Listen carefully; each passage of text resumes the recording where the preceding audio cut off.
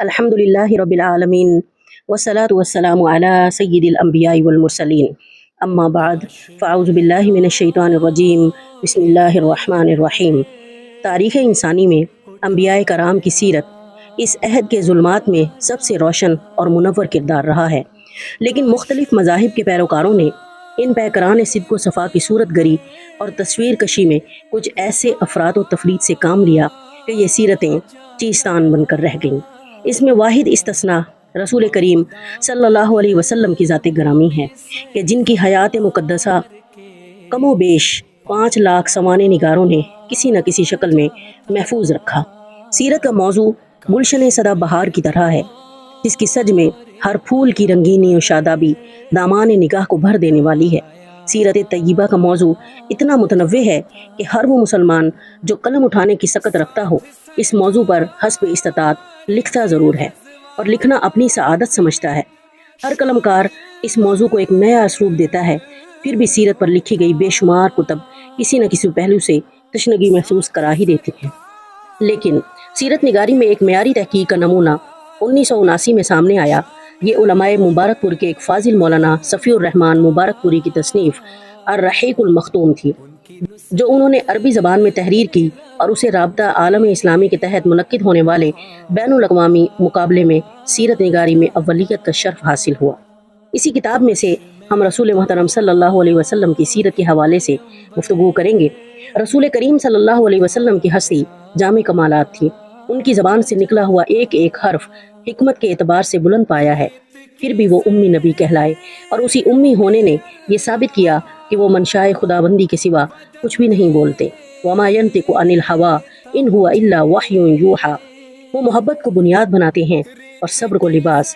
اس لیے جب قبیلہ بنو سعد سے تعلق رکھنے والے ایک نجدی نے اپنے مخصوص سخت اور درست لہجے میں بات کی تو وہ اپنے سوالات کا حکیمانہ جواب سننے کے بعد کلمہ شہادت پڑھے بغیر رہ نہیں سکا، اور اطاعت و محبت کا وہ وعدہ کیا کہ اسی وقت جنت کی سند حاصل کر کے وہاں سے روانہ ہوا۔ سیرت نبی انتہائی پاکیزہ اور بلند پایہ موضوع ہے۔ اس سے مسلمان کو علم ہونا چاہیے کہ اس کا دین کن کن مراحل سے گزرا، اس کے نبی صلی اللہ علیہ وسلم اور اصحاب رسول صلی اللہ علیہ وسلم پر کیا بیتی، اللہ تعالیٰ نے آپ کو کیسی کیسی نسبی و خاندانی شرافت بخشی، اور اسی طرح وحی و رسالت اور دعوت دین کے لیے منتخب فرمایا۔ پھر آپ نے اس راہ میں کیا کیا مشقتیں جھیلیں، کیسے کیسے مصائب برداشت کیے، اور بالآخر کس کس طرح کے انعامات سے آپ نوازے گئے۔ اللہ نے پردہ غیب سے فرشتے بھیج کر، اسباب موڑ کر، برکات نازل فرما کر، معجزات ظاہر کر کے کس کس طرح آپ کی نصرت و تائید فرمائی، اور بڑے بڑے زوراور لشکروں نے آپ کی مٹھی بھر جماعت کے سامنے شکست کھائی۔ یہ ساری باتیں کتب سیرت کے اوراق پر جلوہ فگن نظر آتی ہیں۔ اس ویڈیو میں ہم انشاءاللہ رسول کریم صلی اللہ علیہ وسلم کے نسب نامہ، آپ کے خاندان اور نشو و نما کے حوالے سے بات کریں گے۔ آپ کا نسب مبارک کچھ اس طرح سے ہے: محمد بن عبداللہ بن عبد المطلب بن ہاشم بن عبد مناف بن قصی بن کلاب بن مرہ بن کعب بن لوئی بن غالب بن فہر بن مالک بن نضر بن کنانہ بن خزیمہ بن مدرکہ بن الیاس بن مزر بن نزار بن معد بن عدنان۔ عدنان بالاتفاق حضرت اسماعیل علیہ السلام کی نسل سے ہیں، لیکن دونوں کے درمیان کتنی پشتیں ہیں اور ان کے نام کیا کیا ہیں، اس بارے میں بہت اختلاف پایا جاتا ہے۔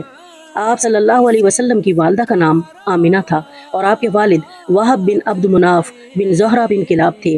یہ وہی کلاب ہیں جو والد کی طرف سے بھی نبی کریم صلی اللہ علیہ وسلم کے نسب نامہ میں آتے ہیں۔ کہا جاتا ہے کہ ان کا اصل نام عروہ یا حکیم تھا، لیکن وہ کتوں کے ذریعے بکثرت شکار کھیلا کرتے تھے، اس لیے کلاب کے نام سے مشہور ہو گئے۔ عرب میں کلاب کتوں کو کہا جاتا ہے۔ نبی کریم صلی اللہ علیہ وسلم کا قبیلہ قریش تھا، جو پورے عرب میں سب سے معزز قبیلہ تھا۔ قریش دراصل فہر بن مالک یا نضر بن کنانہ کا لقب تھا، بعد میں اس کی اولاد اسی نسبت سے مشہور ہو گئی۔ یوں تو اس قبیلے کو ہر دور میں سیادت حاصل رہی، لیکن قصی کو ایک منفرد مقام حاصل ہوا۔ اس کا نام زید تھا، اور وہ بچپن میں یتیم ہو کر والدہ کے ساتھ ملک شام کے قریب قبیلہ عذرا میں جا بسا تھا، اور وہیں پلا بڑھا بھی تھا، لیکن جوان ہو کر مکہ آ گیا تھا۔ کچھ ہی دنوں کے بعد خانہ کعبہ کا متولی بن گیا۔ یہ قبیلہ قریش کا پہلا شخص تھا جو خانہ کعبہ کا متولی ہوا۔ متولی ہونے کا مطلب یہ تھا کہ اسی کے ہاتھ میں خانہ کعبہ کی کنجی تھی، وہ جس کے لیے اور جب چاہتا تھا کعبہ کا دروازہ کھولتا تھا۔ کے علاوہ قریش مکہ سے باہر آباد تھے، اسی نے انہیں اندر لا کر آباد کیا، اور اسی طرح حاجیوں کے لیے میزبانی کا طریقہ بھی ایجاد کیا۔ وہ حج کے دنوں میں بڑے پیمانے پر کھانا تیار کراتا اور چمڑے کے بڑے بڑے حوضوں میں کھجور، شہد یا کشمش سے میٹھا شربت بنواتا اور حاجیوں کو پیش کرتا۔ اس نے کعبہ کے شمال میں دار الندوہ کے نام سے ایک گھر بھی بنایا جو قریش کی اجتماعی سرگرمیوں کا مرکز تھا۔ یہی ان کی پارلیمنٹ بھی تھی اور اسی میں وہ شادی وغیرہ کی رسمیں بھی انجام دیا کرتے تھے۔ قریش کا جھنڈا اور کمان بھی قصی ہی کے ہاتھ میں ہوا کرتی تھی، چنانچہ لڑائی کا جھنڈا اس کے سوا کوئی نہیں باندھ سکتا تھا۔ وہ بڑا کریم اور عقل مند تھا۔ قریش اس کی بات بے چوں چراں تسلیم کر لیا کرتے تھے۔ نبی کریم صلی اللہ علیہ وسلم کا خاندان آپ کے پردادا ہاشم کی نسبت سے ہاشمی خاندان کہلاتا تھا۔ ان کو قصی کے مناصب میں سے حاجیوں کی میزبانی کا منصب حاصل ہوا، جو ان کے بعد ان کے بھائی مطلب کی طرف منتقل ہو گیا۔ مطلب کے بعد پھر ہاشم کی اولاد کو یہ منصب حاصل ہوا اور اسلام کی آمد تک انہی کے ہاتھ میں رہا۔ ہم اپنے زمانے کے سب سے عظیم انسان شمار ہوتے تھے۔ انہیں وادی بطحا کا سردار بھی کہا جاتا تھا۔ وہ روٹی توڑ کر گوشت اور شوربے میں بھگوتے اور لوگوں کے کھانے کے لیے چھوڑ دیتے تھے۔ کیونکہ عربی میں اس طرح کسی چیز کے توڑنے کو حشم اور توڑنے والے کو ہاشم کہتے ہیں، اس لیے ان کا نام ہاشم پڑ گیا، ورنہ ان کا اصل نام عمرو تھا۔ قریش تجارت پیشہ تھے۔ ہاشم نے ان کے لیے سردی میں یمن اور گرمی میں شام کا تجارتی سفر منظم کیا اور اس کے لیے دونوں ملک کے ذمہ داروں سے ضمانتیں حاصل کر لیں۔ اس سفر کا ذکر قرآن کریم کی سورہ قریش میں اللہ تعالیٰ نے ایک بہت بڑے انعام کے طور پر ذکر کیا ہے۔ ہاشم ایک بار تجارت کے لیے شام جاتے ہوئے یثرب یعنی مدینہ منورہ سے گزرے تو وہاں بنو عدی بن نجار کی ایک خاتون سلمہ بنت عمرو سے شادی کر لی اور کچھ عرصہ ٹھہر کر ملک شام چلے گئے اور وہیں سرزمین فلسطین کے مشہور شہر غزہ میں ان کا انتقال ہو گیا۔ ان کی روانگی کے وقت سلمہ حاملہ تھی۔ بعد میں جو بچہ پیدا ہوا جس کے سر کے بالوں میں سفیدی تھی، اس لیے اس کا نام شیبہ رکھ دیا گیا۔ یہ بچہ مدینہ میں پرورش پاتا رہا، لیکن مکہ میں ہاشم کے بھائیوں اور خاندان کے دوسرے لوگوں کو اس کا علم نہیں تھا۔ 8 برس بعد مطلب کو اس بات کا پتہ چلا تو وہ مدینہ جا کر اس کو اپنے ساتھ لے آئے۔ جب مکہ میں داخل ہوئے تو لوگوں نے سمجھا کہ یہ ان کا غلام ہے، چنانچہ اسے عبد المطلب کہا جانے لگا اور بالآخر وہ اسی نام سے مشہور ہو گئے۔ عبد المطلب بہت ہی خوبصورت اور عظیم تھے۔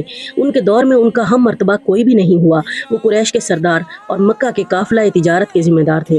جود و سخا اس قدر کرتے تھے کہ ان کا لقب فیاض پڑ گیا تھا۔ انہیں زمزم کا کنواں کھودنے کا شرف بھی حاصل ہوا۔ اس کنویں کو بنو جرہم نے مکہ سے جلا وطن ہوتے وقت بند کر دیا تھا۔ اس وقت سے اس کی جگہ نامعلوم چلی آ رہی تھی۔ عبد المطلب کو خواب میں اس کی جگہ بتائی گئی اور کھودنے کا حکم بھی دیا گیا۔ انہوں نے کھودا تو پرانا کنواں برآمد ہو گیا۔ انہی کے زمانے میں خانہ کعبہ پر ہاتھی والوں کے حملے کا واقعہ بھی پیش آیا۔ یہ سب حبشی تھے۔